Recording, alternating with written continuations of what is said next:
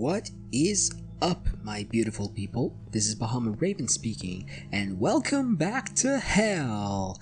Welcome back to my Shin Megami Tensei Nocturne No Fusion Run Part 3. Last time, we got up to the most infamous early game boss in JRPG history, Matador, and beat it in a quite hilarious fashion, may I add. And now, it's time to get the hell out of the underpass of Ginza. The rest of the area is pretty uneventful. The only things worth mentioning in this maze were that during a level up, Hypixie changed her Dia skill into Medea, becoming my second party member with a full party heal skill.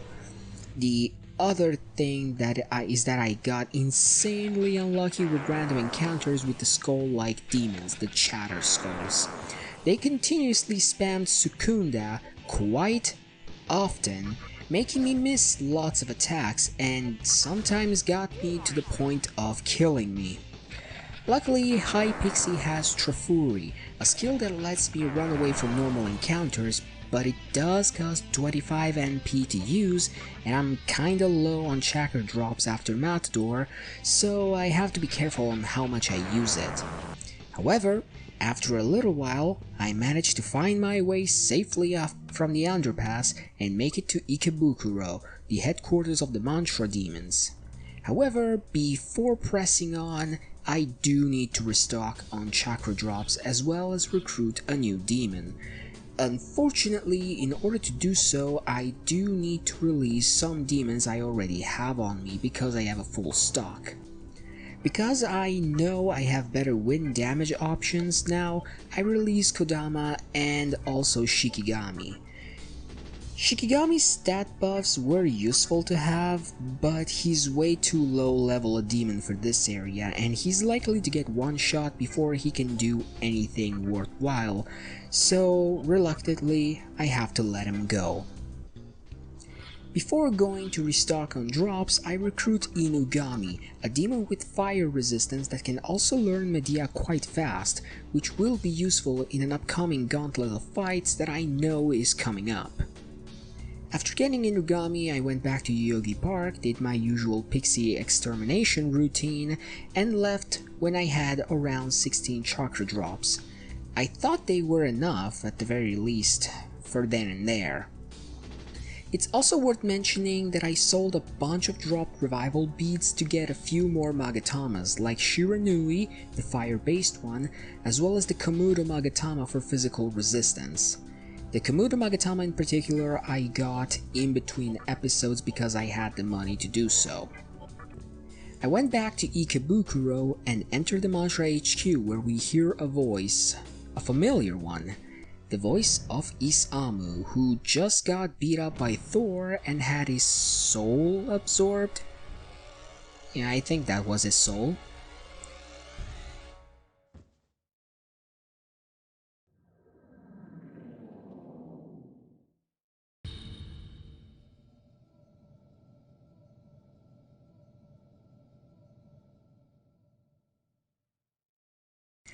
Thor then proceeds to put us in prison for trespassing, and now we have to prove ourselves innocent. Mantra style. And by that, I mean we have to fight some demons back to back. The first of which is Orthrus. Luckily, the game gives you the chance to say you're not ready so you can access the menu and prepare yourself. I equip the Shiranui Magatama and have Inugami, Nozuchi, and Hypixie with me and started the fight. Orthrus is very easy. He uses fire and is weak to ice, and I immediately lacked out as my first ice breath freezes him up, giving me plenty of critical hits with physical attacks. He does manage to use fire breath on me once, but he only damages Nozuchi, and on the second turn I take him out for a very easy KO. I'll be sure to show you the full fight just so you see how easy it actually was.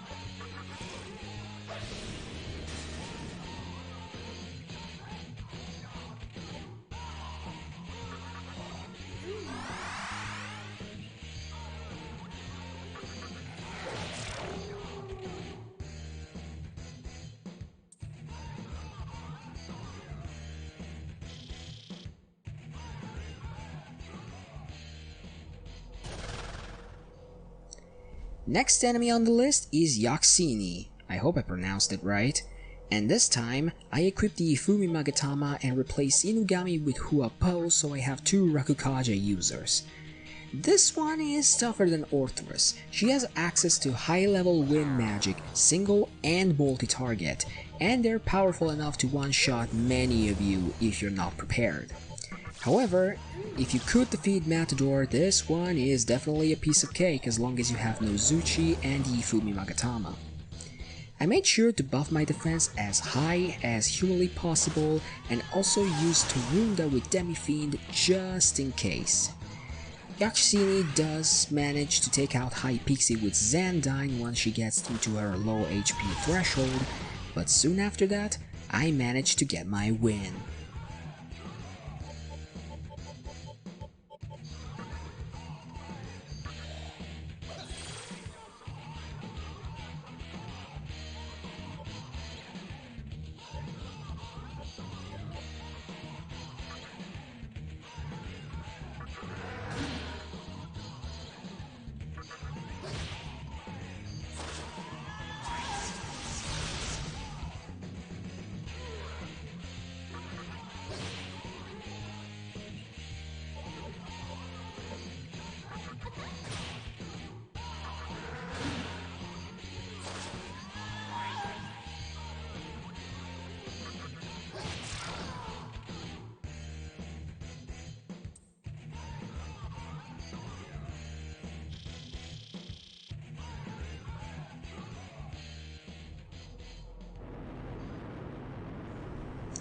Then, here comes Thor. He is definitely a problem. I have no electricity resistance, and Nozuchi is actually weak to it. But I do need him for Rakukaja, so I heal up and start the fight. Not before re-equipping the Shiranui Magatama, since he does give me a little more HP, hence MP for Demi-Fiend. Immediately, I know that Thor is no pushover. I have a demon that is weak to thunder and he has multi-target thunder magic, which means he will have a lot of turns to act. However, he can't heal debuffs, so I know what I must do. I start by lowering his attack power and raising my defenses. I could have raised my dodge chances by using Sukunda on Thor, but it would have been a much higher risk since his attacks would still hit like a freight train. My strategy proved solid, although Huapo couldn't handle the first turn of attacks, unfortunately. I forgo summoning another demon at least for the time being and focus on debuffing the hell out of Thor. If I don't do it, I know I am going to lose. Once Thor power is at minimum, I summon Inugami to help me out and get the 4th press turn. At this point, I gotta heal my HP as well as Demi-Fiend's MP, so I do stall for time as I start to slowly heal my MP and debuff his accuracy. Inugami goes down, but I do keep on surviving thanks to lucky dodges. When Thor's agility is minimized, he starts to miss attacks more often, so I heal Inugami and deal some minor damage. As I struggle, I also begin to reduce his defenses little by little. It takes a while, but soon his defense is minimized, putting all his stats at -4, all before he upgrades his moves from phase 2 onward. Now that he is weakened, I have a good chance to win, so I slowly move on the offensive. He quickly gets to his second phase where he can heal with Diorama. Luckily, because of Torunda, he can't heal for much and I do dish out more punishment that he can heal up. He can also use Mazionga and Zeodyne, but the higher power of these moves aren't an issue since he can't hit me, for the most part. I do get into phase 3, almost immediately after phase 2, dodge a Zeodyne on Nozuchi, and then I give him the coup de grace.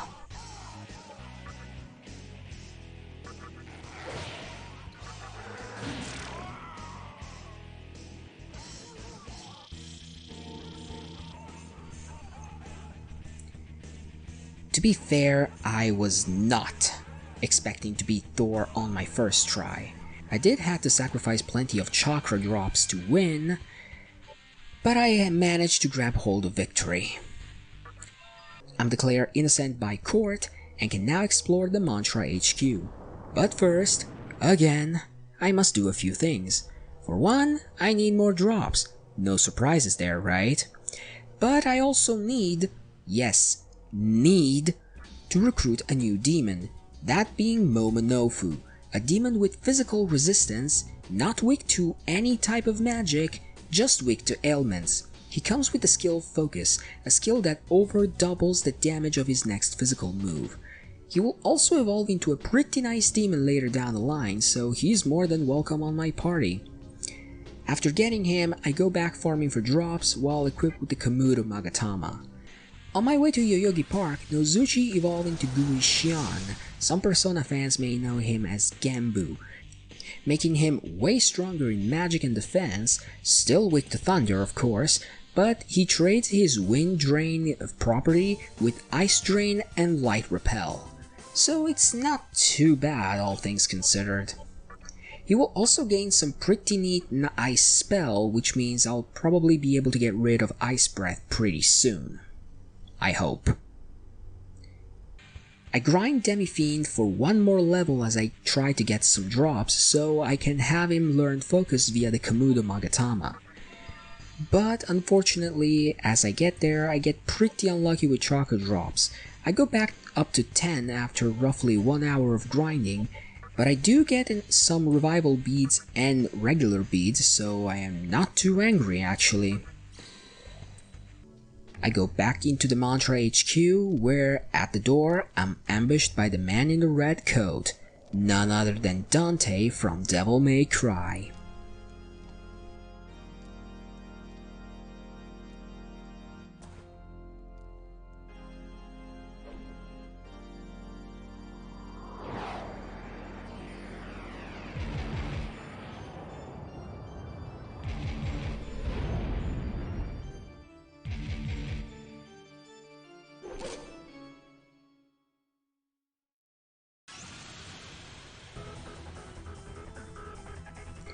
Now, Dante can be a very easy or super hard fight. It's important to know that he can heal debuffs, so no point in trying to pull a Thor on him. His Rebellion attack also has a high chance of criticals, so do watch out. I do use Rakunda on him in a wisely manner in combination with Momonofu Focus plus Attack combo in order to maximize damage during one turn, while Gui Xian buffs my defense and Hypixie tries to keep everyone healed up. If you debuff him even once, Dante will use a move called Holy Star to heal them, which is technically a Dekunda spell, forcing him to waste one of his 2 turns, so it's not a bad idea to use debuffs on him. Once my defense is maxed out, I start passing turns with Gui Xian, which helps me deal more damage during each turn by having Demi-Fiend as well as Momonofu attack while using Focus and an attack during the same turn. Once he goes into his second phase, he starts using Provoke, which is exactly like Matador's Taunt, lowering my defense by 2 levels while raising my attack by 2 levels. It also heals his MP, but that's non-consequential really. When he starts provoking, I go all out offensive because I know I can't last forever now, especially if I get critted by Rebellion. After a counter from Gui Xian, I hit him twice with Demi-Fiend and Dante is down.